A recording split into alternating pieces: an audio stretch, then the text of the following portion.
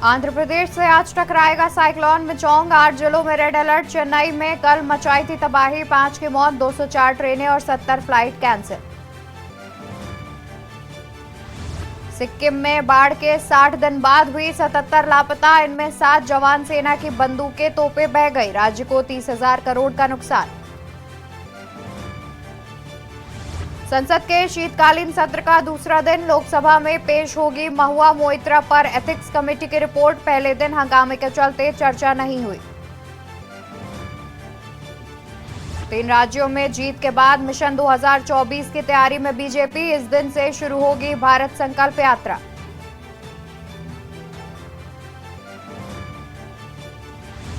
उत्तर प्रदेश में युवाओं की बल्ले बल्ले। सीएम योगी आज बांटेंगे 326 डॉक्टरों और 2142 स्टाफ नर्सों को नियुक्ति पत्र।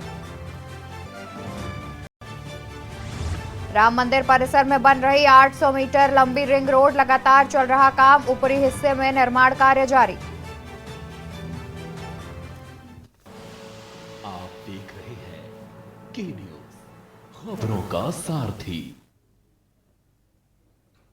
नमस्कार, मैं हूं आपके साथ अवंतिका अवस्थी। बात करेंगे देश की बात की, जहां पर खबर दिल्ली से आपको बताएंगे, जहां शीतकालीन सत्र का आज दूसरा दिन है। बता दें कि पहले दिन हंगामे के चलते कोई चर्चा नहीं हो पाई थी। वहीं शीतकालीन सत्र के दूसरे दिन में लोकसभा में पेश की जाएगी महुआ मोइत्रा पर रिपोर्ट। एथिक्स कमेटी की रिपोर्ट संसद में की जाएगी पेश। लोकसभा में पेश होगी महुआ मोइत्रा पर रिपोर्ट। एथिक्स कमेटी की रिपोर्ट संसद में होगी पेश। सुबह 11 बजे से संसद के दोनों सदनों की कार्यवाही होगी शुरू। 17वीं लोकसभा का है आखिरी सत्र। तो खबर हम आपको बता रहे हैं, जहां पर शीतकालीन सत्र का दूसरा दिन है आज शीतकालीन सत्र का दूसरा दिन है, जिसमें कल पहले दिन में हंगामे के चलते चर्चा नहीं हो पाई थी संसद में। वहीं आज शीतकालीन सत्र के दूसरे दिन लोकसभा में महुआ मोइत्रा पर एथिक्स कमेटी की रिपोर्ट संसद में पेश की जाएगी। आपको बता दें कि लोकसभा में पेश की जाएगी महुआ मोइत्रा पर रिपोर्ट। एथिक्स कमेटी की रिपोर्ट संसद में होगी पेश। सुबह 11 बजे से संसद के दोनों सदनों की कार्यवाही होगी शुरू। 17वीं लोकसभा का है आखिरी सत्र। तो खबर हम आपको बता रहे हैं दिल्ली से, जहां पर आज शीतकालीन सत्र का दूसरा दिन है। शीतकालीन सत्र के पहले दिन हंगामे के चलते नहीं हो पाई थी चर्चा। वहीं आज शीतकालीन सत्र के दूसरे दिन लोकसभा में पेश की जाएगी महुआ मोइत्रा पर रिपोर्ट। एथिक्स कमेटी की रिपोर्ट संसद में की जाएगी पेश।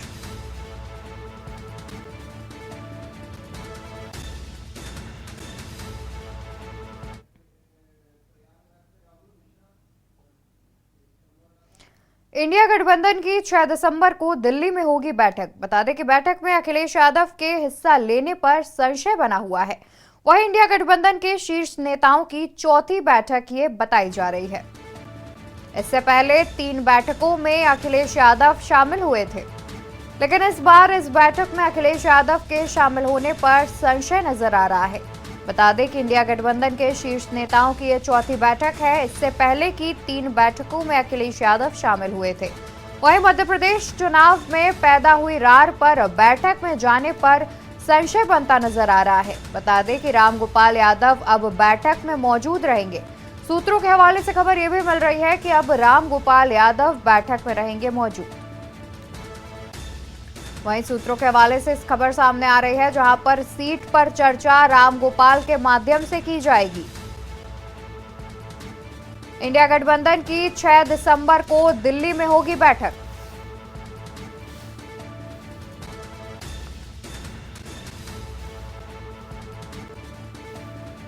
इंडिया गठबंधन के शीर्ष नेताओं की ये चौथी बैठक बताई जा रही है, जिसमें अखिलेश यादव के शामिल होने पर संशय नजर आ रहा है।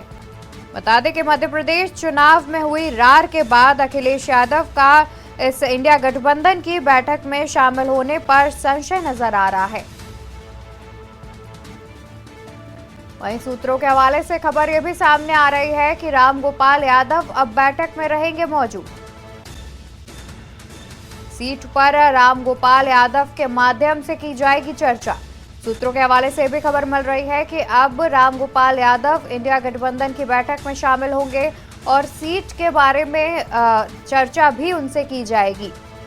अखिलेश यादव के इस बैठक में हिस्सा लेने पर संशय नजर आ रहा है।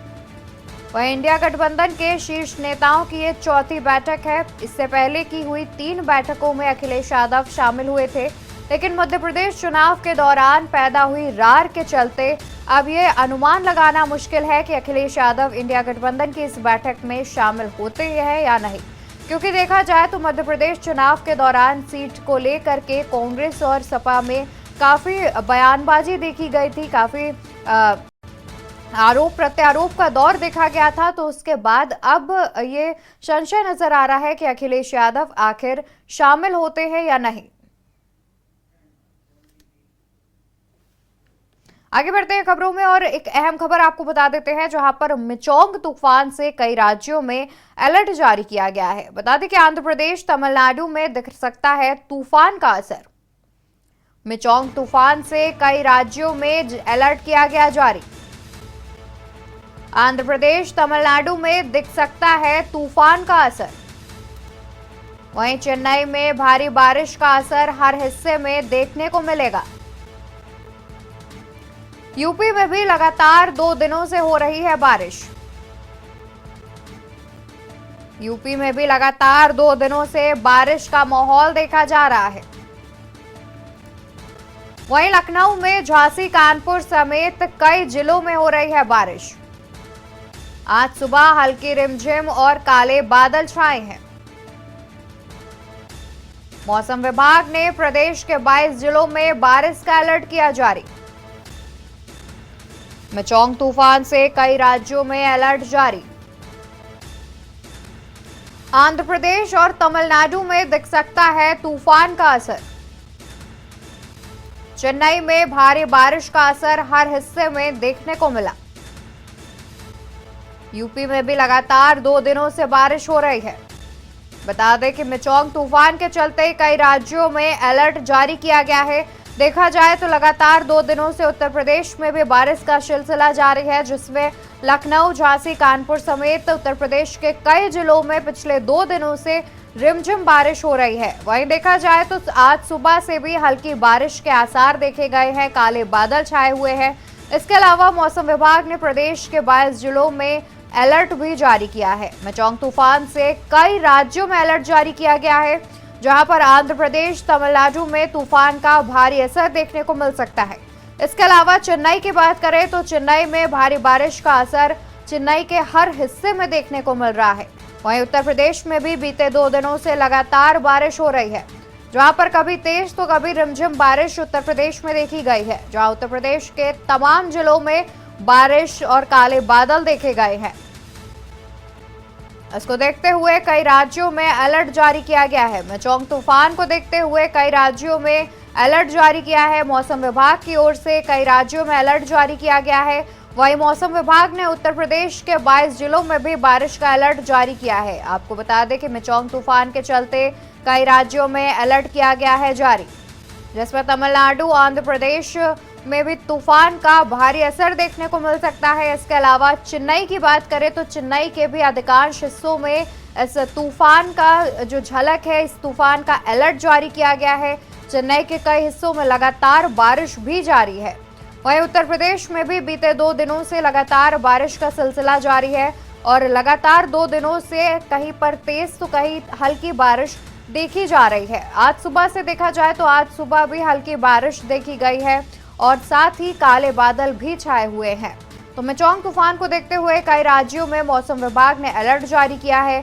प्रदेश के 22 जिलों में भी बारिश का अलर्ट जारी किया है। उत्तर प्रदेश के 22 जिलों में भी मौसम विभाग ने बारिश का अलर्ट जारी किया है। इसके अलावा तमाम ऐसे हिस्से हैं जहां पर बारिश का और तूफान का अलर्ट जारी किया गया है, क्योंकि मिचोंग तूफान का असर जो है वो कई राज्यों में देखने को मिल सकता है। इसको लेकर के मौसम विभाग ने पहले से ही हाई अलर्ट जारी कर दिया है।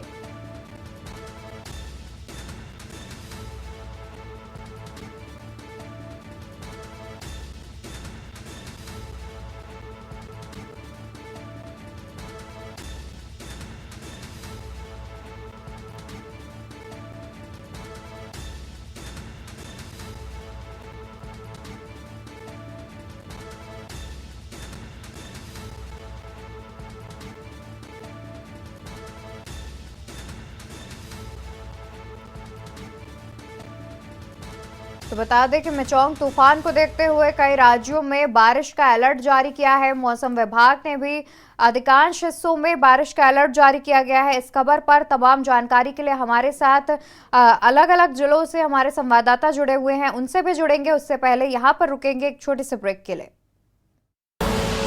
आप देख रहे हैं के न्यूज, खबरों का सारथी। तो ब्रेक पर जाने से पहले हम लगातार बने हुए थे आज तूफान की खबर पर। बता दें कि मिचोंग तूफान से कई राज्यों में हाई अलर्ट जारी किया गया है। मौसम विभाग ने भी उत्तर प्रदेश के अधिकांश जिलों में हाई अलर्ट जारी किया है। और उत्तर प्रदेश की बात की जाए तो लगातार बीते 2 दिनों से बारिश के आसार देखे जा रहे हैं और लगातार कहीं पर हल्की तो कहीं पर ज्यादा तेज बारिश भी दर्ज की गई है। इसी खबर पर हमारे साथ तमाम जगहों से हमारे संवाददाता भी जुड़े हुए हैं, हम उनसे भी जुड़कर आगे तमाम जानकारी लेंगे। आपको बता दें कि लखनऊ, झांसी, कानपुर समेत कई जिलों में लगातार बारिश देखी जा रही है। आज सुबह भी हल्की रिमझिम बारिश और काले बादल छाए हैं। आज सुबह से हल्के रिमझिम बारिश और काले बादल देखे गए हैं। बता दें कि मौसम विभाग ने प्रदेश के 22 जिलों में बारिश का अलर्ट जो है वो जारी कर दिया है। मिचोंग तूफान में के चलते अलर्ट जारी किया गया है। इसी के लिए हमारे साथ तमाम संवाददाता हमारे साथ जुड़े हुए हैं, जिसमें हमारे साथ कानपुर से संवाददाता अभिनव शुक्ला, प्रयागराज से संवाददाता राहुल मिश्रा और अयोध्या से संवाददाता आरपी सिंह हमारे साथ जुड़े हुए हैं। सबसे पहले रुक करते हैं कानपुर से संवाददाता अभिनव शुक्ला आपका। अभिनव, आपसे जानना चाहेंगे कि देखा जाए तो लगातार बीते 2 दिनों से कानपुर में भी बारिश जो है देखी गई है। कहीं पर कभी ऐसा होता है कि तेज बारिश हो रही है तो कभी हल्की रिमझिम बारिश देखी जा रही है। अभी फिलहाल बात की जाए तो अभी कैसा मौसम है कानपुर का?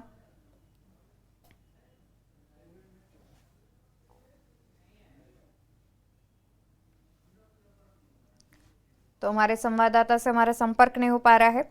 लखनऊ से हमारे संवाददाता पवन तिवारी भी जुड़े हुए हैं। पवन, आपका रुख करना चाहेंगे, जानना चाहेंगे कि लखनऊ का कैसा मौसम है, क्योंकि देखा जाए तो उत्तर प्रदेश में लगातार 2 दिनों से बारिश देखी जा रही है और मिचोंग तूफान के चलते मौसम विभाग ने अब तो अलर्ट भी जारी कर दिया है। अनम्यूट कर लीजिए पवन।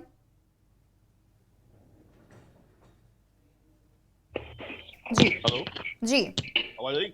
जी पवन जी, आपको बता दें राजधानी लखनऊ में सोमवार को सुबह से ही बारिश का सिलसिला लगातार शुरू हुआ था, जो दिन भर जारी रहा। लगभग 12 से 14 घंटे तक लगातार बारिश हुई और दिन में जो है आसमान में जो काले बादल थे उन्होंने अपना डेरा जमा लिया और दिन में ही रात का अंधेरा साफ तौर से नजर आ रहा था। जो कल का मौसम राजधानी लखनऊ का था तो वो बिल्कुल पहाड़ों जैसा मौसम था। लगातार हल्की बारिश हो रही थी और दिन भर ठंडी हवाएं चलती रही, जिससे जो है कल का जो मौसम था पूरी तरह से सर्दी का मौसम लग रहा था। आज भी सुबह यहाँ पर हल्की बूंदाबांदी हुई है, बारिश हुई है। तो लगातार कहीं ना कहीं जिस तरह से 2 दिन से बारिश और ठंडी हवाओं का सिलसिला चल रहा है, ये मिचोंग तूफान का ही असर कुछ कुछ यहाँ पर है, जिसकी वजह से लगातार बारिश का सिलसिला जारी है। और कल रिकॉर्ड तोड़ बारिश भी लखनऊ में रिकॉर्ड की गई। लगभग 4 साल पहले 2019 में 17 डिग्री सेल्सियस बारिश हुई थी और कल जो है 19 डिग्री सेल्सियस बारिश हुई है। तो 19 मिलीमीटर बारिश हुई है। और जो अधिकतम तापमान है वो रविवार को जहां वो 30 डिग्री सेल्सियस था, वहीं सोमवार को वो अधिकतम तापमान जो है 19 डिग्री सेल्सियस पे आ गया। नहीं, लगभग 11 डिग्री सेल्सियस तापमान में कमी हुई है। और जो बारिश का सिलसिला है वो आज भी जारी है और ठंडी हवाएं सुबह से ही राजधानी लखनऊ में चल रही हैं। तो कहीं ना कहीं जो तूफान के कारण ये अचानक मौसम में परिवर्तन हुआ है और जिससे बारिश लगातार जारी है और तापमान में भी हल्की कमी दर्ज की जा रही है। जी बिल्कुल। और इसी खबर पर हमारे साथ अयोध्या से संवाददाता आरपी सिंह जुड़े हुए हैं। आरपी, आपसे जानना चाहेंगे अयोध्या में किस प्रकार का मौसम देखा जा रहा है, साथ ही इस बारिश से क्या कुछ प्रकार की परेशानियां भी सामने आ रही हैं, ये भी जानना चाहेंगे। जी अनिका जी, बताना चाहेंगे रामनगरी अयोध्या में कल दोपहर से ही बारिश हो रही है। बारिश तेज हो रही है, उसके बाद धीरे धीरे करके यहाँ पे ठंड का भी यहाँ पर बहुत तेजी से हो गया है। और यहाँ पे जो है कहीं ना कहीं बारिश से नुकसान भी है और कुछ किसानों को फायदा, जिसके गेहूं के फसल उगाए हैं उनके लिए तो फायदा है, जिसकी बुआई नहीं हुई है उनको भी काफी नुकसान हुआ है। और यहाँ पे जितना रोडों का काम जो हो रहा है उसमें काफी नुकसान हो रहा है, क्योंकि यहाँ का रोड का काम जो विकास कार्य है वो बाधित हो रहा है कहीं ना कहीं, चाहे रामपथ हो चाहे भक्त पथ हो। तो कहीं कहीं बारिश से नुकसान काफी है अयोध्या के लिए। जी बिल्कुल, देखा जाए तो बेमौसम बारिश से वाकई में नुकसान देखने को मिल रहा है। प्रयागराज से संवाददाता राहुल मिश्रा भी जुड़े हुए हैं। राहुल, आपसे जानना चाहेंगे प्रयागराज में किस प्रकार का मौसम देखा जा रहा है, क्योंकि देखा जाए तो मिचौंग तूफान के चलते उत्तर प्रदेश के अधिकांश हिस्सों में बारिश दर्ज की गई है। प्रयागराज में किस प्रकार का माहौल है? जी जी, आपसे बता दें प्रयागराज में जो अभी मतलब जो तैराकी इलाके हैं, जो गंगा जी के तट के इलाके हैं, वहां पर जो है जो कटाई थी वो कटाई तो कर चुके हैं, लेकिन किसान कहीं ना कहीं मायूसी है किसानों के अंदर, क्योंकि बरसात हो जाएगी।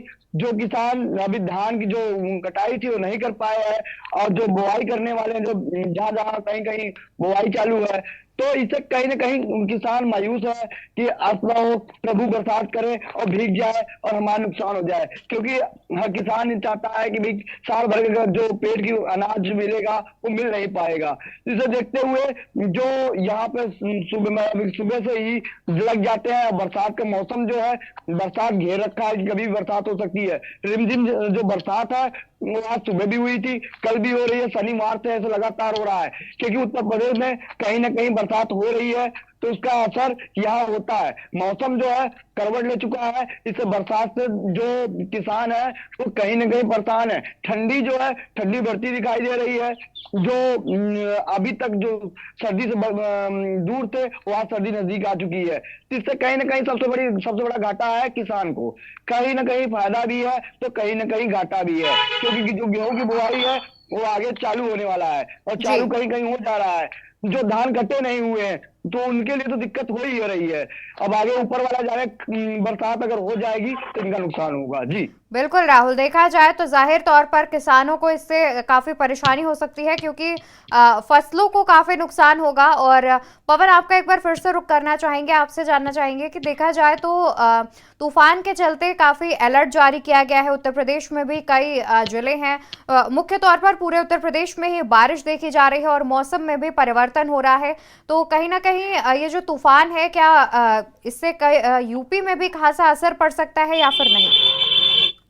देखिए, जो मिचौंग तूफान चल रहा है उससे कहीं ना कहीं असर जो है उत्तर प्रदेश के सभी जिलों पर पड़ रहा है, और साथ ही साथ पहाड़ों पर जो पश्चिमी विक्षोभ सक्रिय है उसकी वजह से उत्तर प्रदेश में बारिश का सिलसिला लगातार जारी है।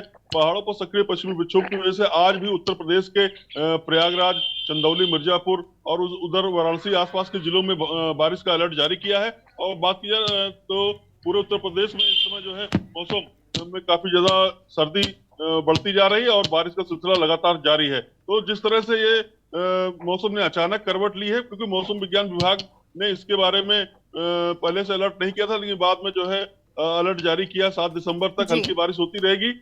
लेकिन ये अचानक जो है मौसम में परिवर्तन, ये कहीं ना कहीं तूफान का ही असर है, जिससे लगातार बारिश का सिलसिला जारी है, क्योंकि इतनी भारी बारिश का अलर्ट किसी भी मौसम विभाग ने नहीं किया था। तो ये तूफान का जो असर है, इससे अचानक मौसम में परिवर्तन हुआ और लगातार बारिश का ये सिलसिला जारी है।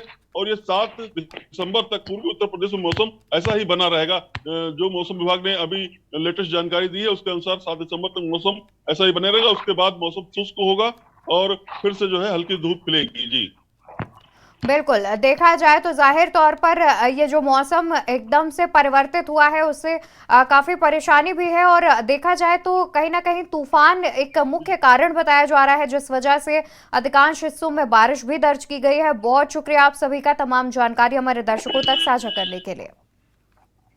तो आपको बता दें कि तूफान के चलते, मिचौंग तूफान के चलते मौसम में अचानक परिवर्तन देखा गया है, जहां पर करीब बीते 2 दिनों से उत्तर प्रदेश में भी भारी बारिश देखी जा रही है। साथ ही आपको बता दें कि मौसम विभाग ने 7 दिसंबर तक बारिश का अलर्ट जारी किया है, और इस बेमौसम बारिश के चलते कहीं ना कहीं किसानों को काफी ज्यादा तकलीफ हो रही है, क्योंकि जो धान की बुवाई और कटाई का समय था उस समय पर यह बारिश हुई है।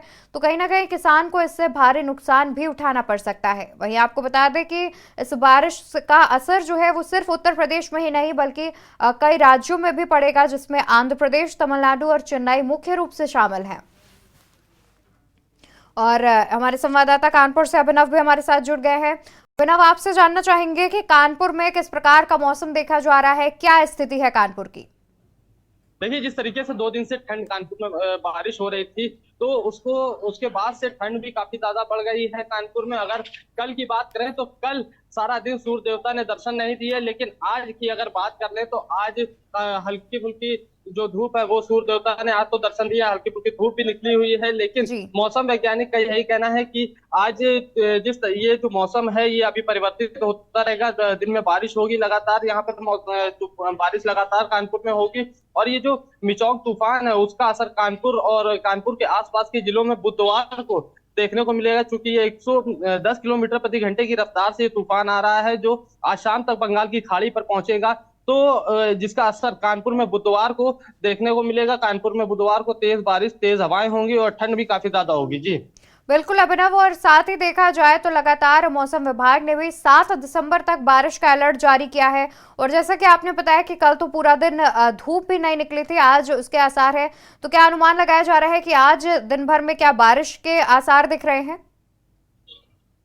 बिल्कुल, चूंकि आज जो धूप निकली है तो उसमें धूप जो है वो आज आ रही है, सूर्य देवता कहीं बादलों के पीछे छिप जाते हैं, लगातार धूप जो आज आ रही है। तो मौसम वैज्ञानिक का भी यही कहना है कि दिन में जो मौसम है वो लगातार बदलेगा, जो बदली छाई रहेगी दिन में, लगातार बदले सूर्य देवता दर्शन देंगे, आएंगे जाएंगे, तो बदली होती रहेगी और बारिश भी दिन में आज हो सकती है हल्की फुल्की। जी बिल्कुल अभिनव, बहुत शुक्रिया आपका तमाम जानकारी हमारे दर्शकों तक पहुंचाने के लिए।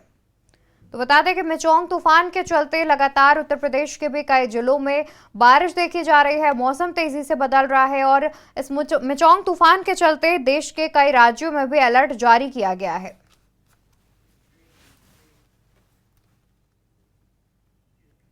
और यहाँ रुकेंगे एक छोटे से ब्रेक के लिए, जल्द हाजिर होंगे अन्य खबरों के साथ।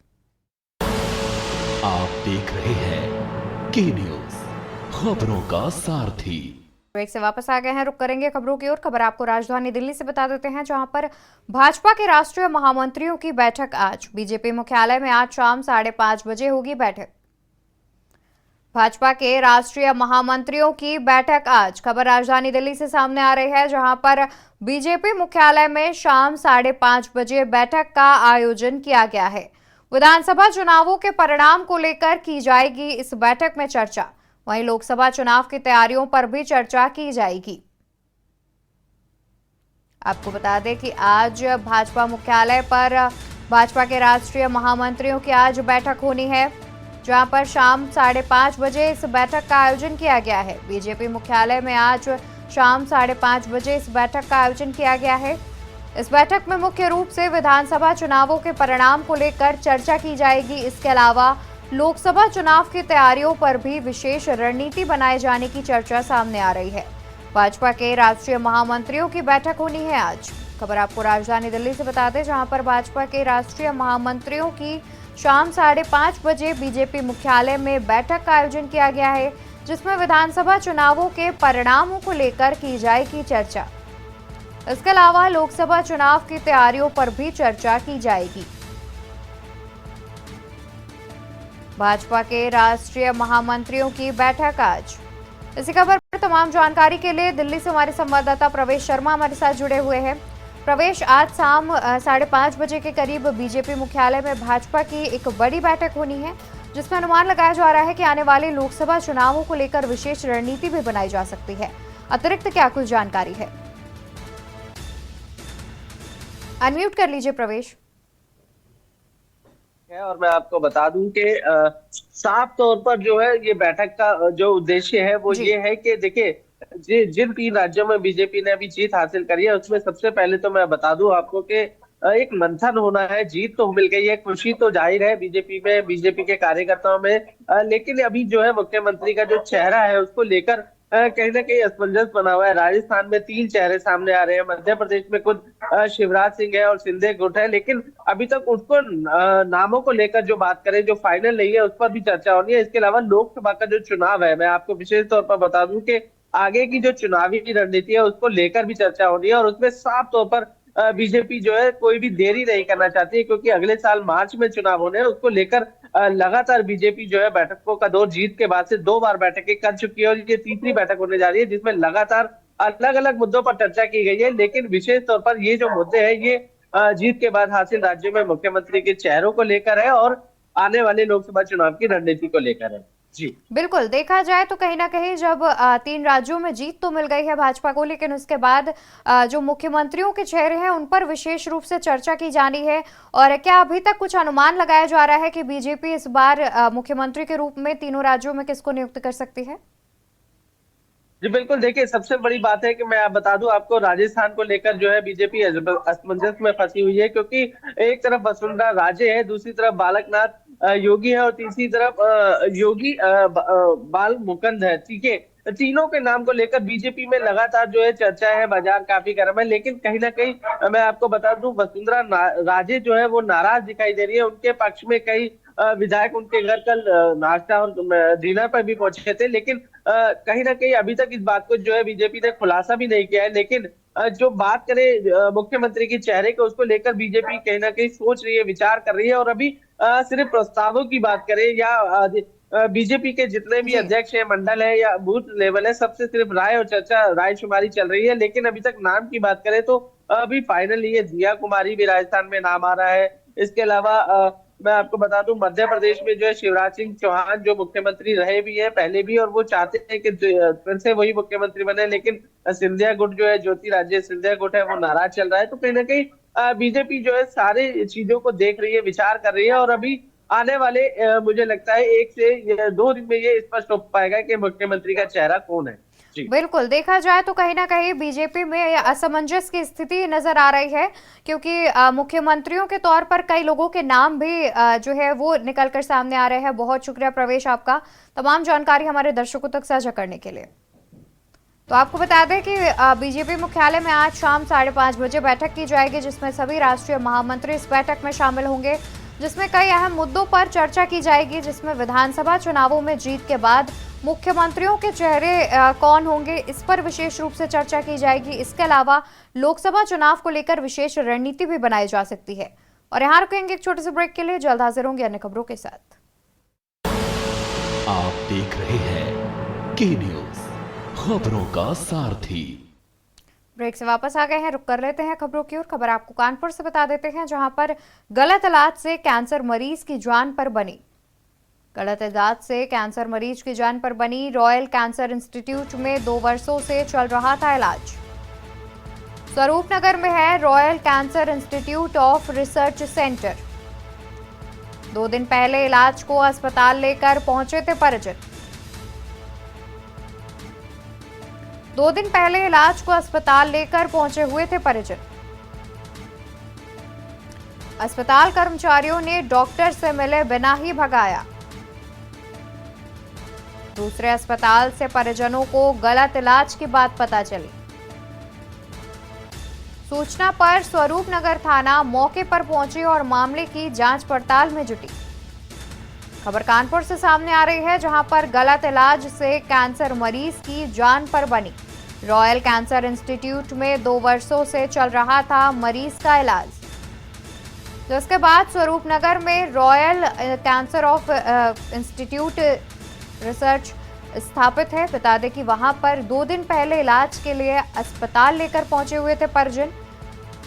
2 दिन पहले इलाज के लिए अस्पताल लेकर पहुंचे हुए थे परिजन, जिसमें अस्पताल कर्मचारियों ने बिना डॉक्टर से मिले ही भगा दिया। बता दें कि दूसरे अस्पताल से परिजनों को गलत इलाज की बात पता चली। इसी खबर पर तमाम जानकारी के लिए कानपुर से संवाददाता अभिनव शुक्ला जुड़े हुए हैं। तो अभिनव, आपसे जानना चाहेंगे कि गलत इलाज की बात पता चली है और इस पर अभी तक क्या कुछ कार्रवाई की गई है? जो जिनका 2 साल से ये रॉयल रिसर्च इंस्टीट्यूट है स्वरूपनगर में, इसमें इलाज चल रहा था, कैंसर का इलाज चल रहा था। 2 साल पहले इनको अपने मुंह में एक गांठ की समस्या हुई थी, जिसके बाद इन्होंने यहाँ पर दिखाया रॉयल इंस्टीट्यूट में, और यहाँ पर उनको कैंसर की बात कही गई। 2 साल से उनका कीमो वगैरह सब कुछ हो रहा था, 2 साल से उनका यहीं पे ही इलाज चल रहा था। लेकिन अभी 2 दिन पहले जब इनको तकलीफ काफी ज्यादा बनी, तो इनके परिजन जो है वो इनको लेकर यहाँ पर रॉयल इंस्टीट्यूट पहुंचे और यहाँ पर वहाँ के कर्मचारियों ने डॉक्टर से मिले बिना ही बाहर से उनको देखा और उसके बाद इस तरीके की बात कही कि रोज रोज चले आते हो, जैसा इनके परिजनों का आरोप है। उन्होंने इस तरीके की उनके कर्मचारियों ने बात कही कि रोज रोज चले आते हो, हम नहीं देख पाएंगे, डॉक्टर अभी है नहीं, मिलने से मना कर दिया। चूंकि समस्या उनके आगे उनके जो तबीयत थी वो काफी ज्यादा बिगड़ रही थी, तो उनको कहीं ना कहीं दिखाना था। तो पास के ही जीटीबी हॉस्पिटल है, वहां लेके गए गुरु तेग बहादुर हॉस्पिटल में। वहां पे उन्होंने जब डॉक्टर को दिखाया तो वहां पर डॉक्टरों ने यही कहा कि इनका जो 2 साल से इलाज कैंसर का चल रहा था, इनके वो कैंसर नहीं है, इनके कुछ और बीमारी है, इनका इलाज गलत कराया गया है। जिसके बाद उनके जो परिजन है वो वापस कैंसर हॉस्पिटल आए, रॉयल कैंसर हॉस्पिटल आए और वहां पर इन्होंने जमकर हंगामा काटा है। पुलिस को सूचना दी गई, पुलिस पहुंची और उसके बाद इन्होंने एप्लीकेशन भी थाने में दर्ज कराई है। जी, तो इसके बाद जैसे कि आपने बताया कि पुलिस के पास भी गए थे परिजन, तो क्या पुलिस ने अभी तक कोई कार्रवाई की है हॉस्पिटल पर? देखिए, बिल्कुल 2 साल से जो इलाज चल रहा था, तो इसको लेकर पुलिस प्रशासन जांच पड़ताल में जुड़ के आया कि गलती कहां पर है, क्या गलत है। जो 2 साल से इलाज चल रहा था, क्या सिर्फ पैसे हटने के लिए किया जा रहा था ये इलाज, क्या कुछ सच्चाई है इस पूरे मामले में, इसको लेकर पुलिस अभी जांच में जुटी हुई है। लेकिन अस्पताल प्रशासन की लापरवाही तो यहाँ पर देखने को मिल रही है कि 2 दिन पहले अगर उनकी तबीयत ज्यादा खराब थी तो उनको एडमिट क्यों नहीं किया गया, चूंकि वो कोई नए पेशेंट नहीं थे, 2 साल से यहाँ पर इलाज चल रहा था, तो उनको वहाँ पर एडमिट करना चाहिए था। यहाँ पर लापरवाही साफ तौर पर देखने को मिल रही थी। अभिनव, इस मामले में दोषी कौन है, क्या अभी तक इस बात का पता चल पाया है? देखिए, परिजनों का तो आरोप है कि रॉयल कैंसर हॉस्पिटल के जो डॉक्टर हैं उन्होंने गलत इलाज किया है। लेकिन अभी आरोपी कौन है, क्योंकि अभी पुलिस इसमें जांच में जुटी हुई है, तो इसमें डॉक्टरों के ऊपर भी इन्होंने आरोप लगाया है, वहां के कर्मचारियों के ऊपर भी आरोप लगाया है कि गलत तरीके से इलाज किया जा रहा था, सिर्फ हमसे पैसे हटने के लिए इलाज किया जा रहा था। तो इन सभी को लेकर आरोप लगाए हैं। अभी बाकी पुलिस जांच में जुटी हुई है, जांच के बाद ही निकल के सामने आएगा कि कौन आरोपी, क्या आरोपित होते हैं। जी बिल्कुल, बहुत शुक्रिया अभिनव आपका तमाम जानकारी हमारे दर्शकों तक पहुंचाने के लिए। तो आपको बता दें कि परिजन 2 साल से लगातार कैंसर का इलाज करा रहे थे, जिसके बाद जब दूसरे अस्पताल में इलाज के लिए गए तो वहां पर पता चला कि जो पीड़ित है या फिर जो मरीज है उसको कैंसर था ही नहीं, वो एक गलत इलाज करवा रहे थे। जिसके बाद उन्होंने पुलिस में तहरीर दी है इस मामले की और पुलिस इस मामले की कार्रवाई में जुटी हुई है। फिलहाल इस मामले में दोषी कौन है, अस्पताल प्रशासन दोषी है या फिर कौन, ये अभी तक सामने निकलकर नहीं आ पाया है। आपको बता दें कि पुलिस लगातार इस मामले की जांच कर रही है।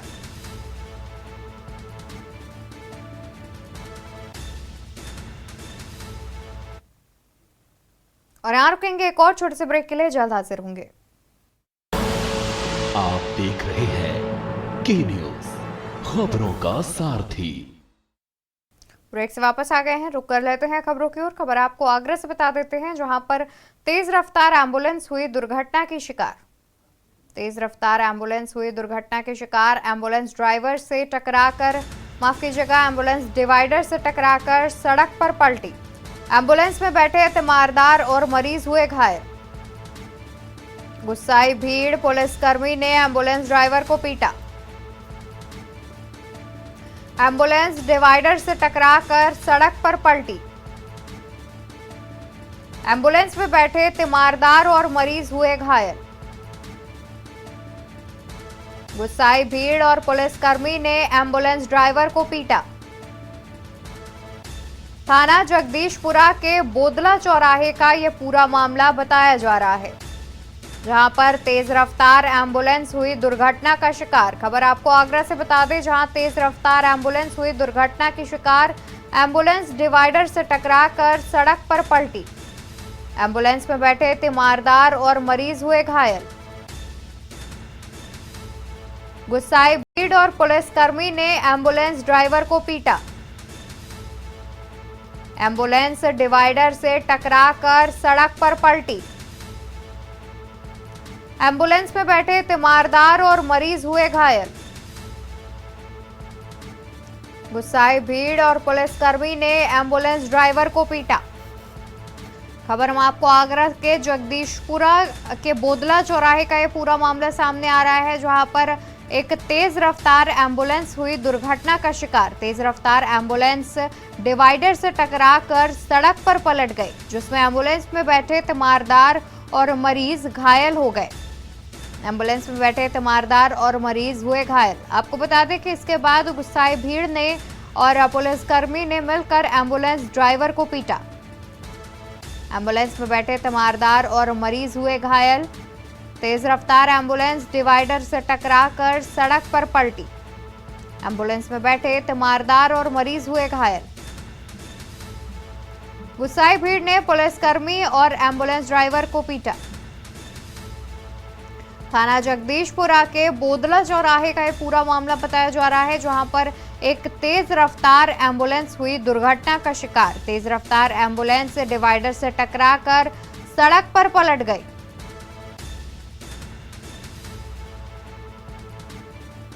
एम्बुलेंस में बैठे तीमारदार और मरीज हुए घायल। गुस्साई भीड़ और पुलिसकर्मी ने एम्बुलेंस ड्राइवर को पीटा। एम्बुलेंस डिवाइडर से टकराकर सड़क पर पलटी। एम्बुलेंस में बैठे तीमारदार और मरीज हुए घायल। गुस्साई भीड़ और पुलिसकर्मी ने एम्बुलेंस ड्राइवर को पीटा। थाना जगदीशपुरा के बोदला चौराहे का पूरा मामला बताया जा रहा है। तेज रफ्तार एम्बुलेंस हुई दुर्घटना का शिकार। खबर आगरा से सामने आ रही है, जहां पर तेज रफ्तार एम्बुलेंस डिवाइडर से टकराकर सड़क पर पलटी। एम्बुलेंस में बैठे तीमारदार और मरीज हुए घायल।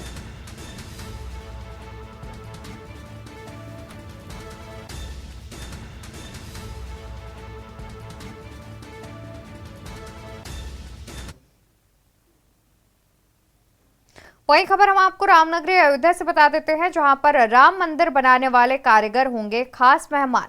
प्राण प्रतिष्ठा समारोह में कारीगर होंगे खास मेहमान।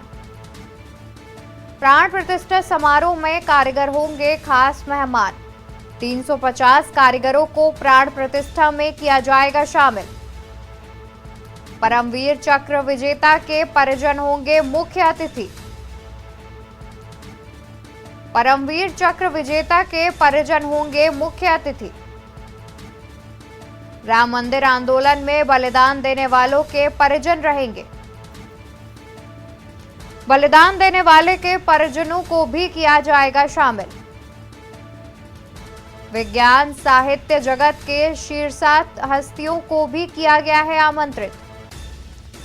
खबर हम आपको बता दें, जहां पर राम मंदिर बनाने वाले कारीगर होंगे खास मेहमान। प्राण प्रतिष्ठा समारोह में कारीगर होंगे खास मेहमान। 350 कारीगरों को प्राण प्रतिष्ठा में किया जाएगा शामिल। परमवीर चक्र विजेता के परिजन होंगे मुख्य अतिथि। परमवीर चक्र विजेता के परिजन मुख्य अतिथि के तौर पर प्राण प्रतिष्ठा समारोह में शामिल होंगे। वहीं राम मंदिर आंदोलन में बलिदान देने वालों के भी परिजन शामिल होंगे। बलिदान देने वालों के परिजनों को भी किया जाएगा शामिल। विज्ञान साहित्य जगत की शीर्षस्थ हस्तियां की गई हैं शामिल।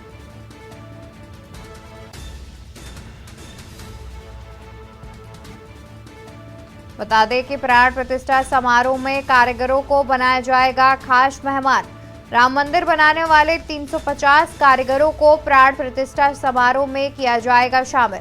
इसके अलावा परमवीर चक्र विजेता के परिजन भी मुख्य अतिथि के तौर पर इस प्राण प्रतिष्ठा समारोह में शामिल होंगे, जिसमें परमवीर चक्र विजेता के परिजन मुख्य अतिथि के तौर पर शामिल होंगे। राम मंदिर आंदोलन में बलिदान देने वालों के परिजन भी रहेंगे शामिल। वहीं बलिदान देने वालों के परिजनों को भी किया जाएगा शामिल। बता दें कि विज्ञान साहित्य जगत की शीर्षस्थ हस्तियां की गई हैं आमंत्रित। खबर अयोध्या से सामने आ रही है, जहां पर राम मंदिर बनाने वाले कारीगर होंगे खास मेहमान। प्राण प्रतिष्ठा समारोह में कारीगर बनाए जाएंगे खास मेहमान। 350 कारीगरों को प्राण प्रतिष्ठा में शामिल किया जाएगा। इसके अलावा परमवीर चक्र विजेता के परिजन होंगे मुख्य अतिथि।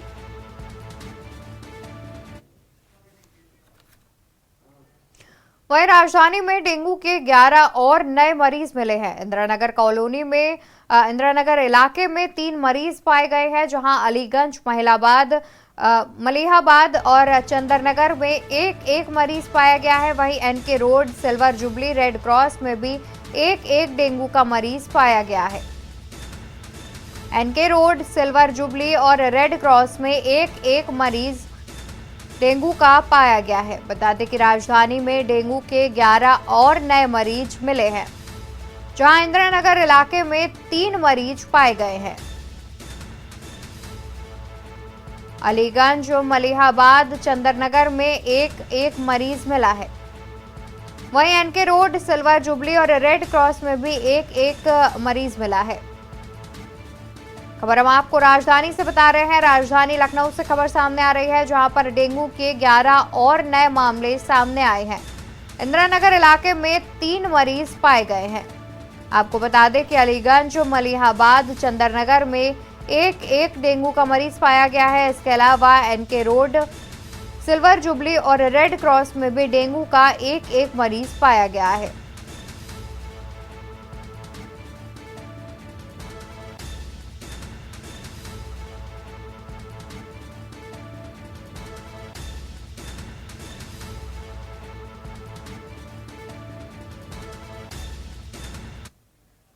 और यहाँ रुकेंगे एक और छोटे से ब्रेक के लिए, जल्द हाजिर होंगे। आप देख रहे हैं के न्यूज, खबरों का सारथी।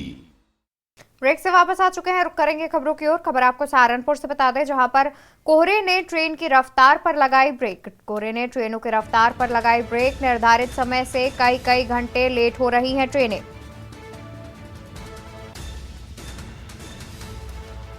जनसेवा एक्सप्रेस सहित 4 ट्रेनें निरस्त रही।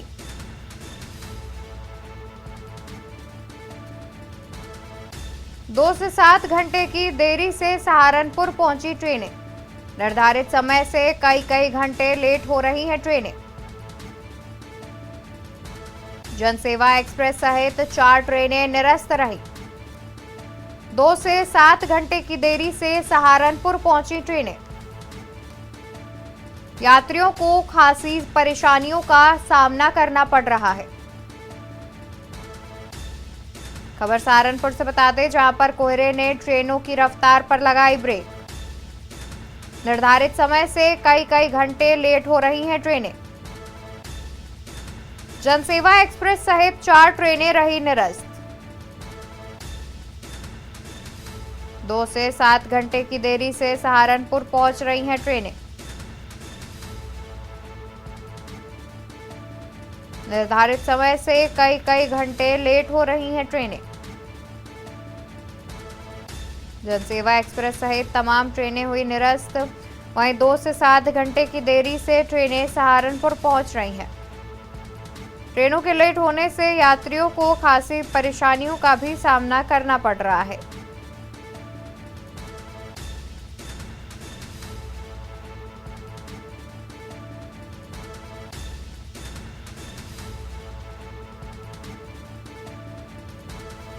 जनसेवा एक्सप्रेस सहित 4 ट्रेनें रही निरस्त। वहीं 2 से 7 घंटे की देरी से सहारनपुर पहुंच रही हैं ट्रेनें।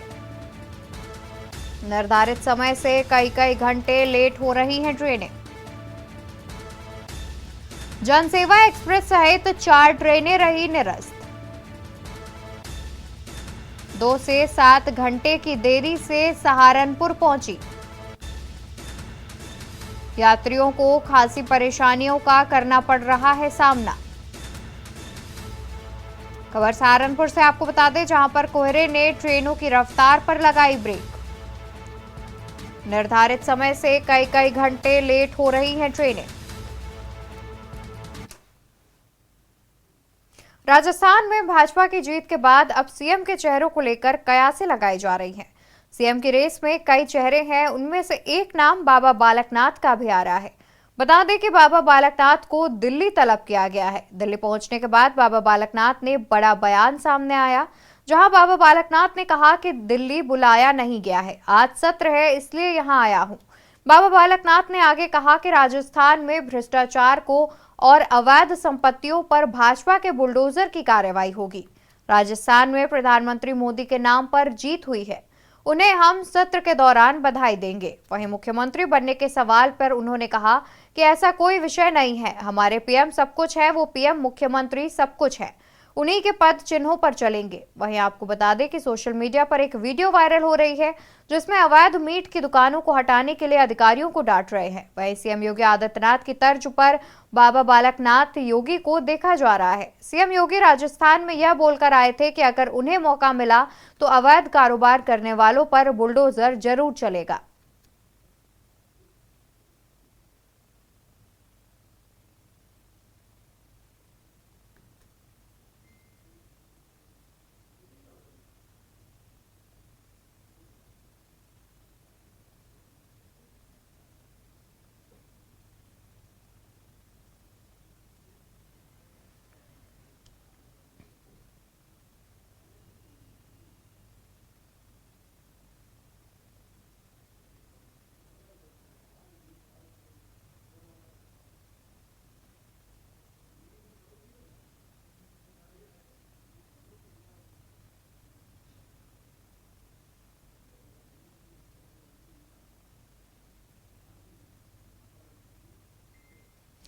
प्रदेश में भाजपा को पूर्ण बहुमत मिला है। भाजपा ने 54 सीटों पर एक तरफा जीत की है, जबकि कांग्रेस के कई दिग्गज नेताओं और मंत्रियों को हार का सामना करना पड़ा।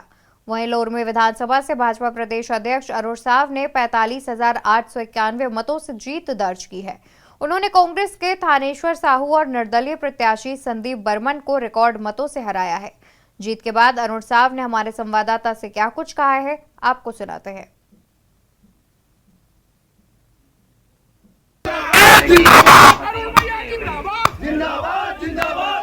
एक बड़ी जीत के साथ में फिर से प्रदेश में भाजपा की सरकार बनी है। प्रदेश भाजपा के अध्यक्ष और विधानसभा लोरमी के प्रत्याशी अरुण साव ने एक बड़ी जीत दर्ज की है। पहली प्रतिक्रिया।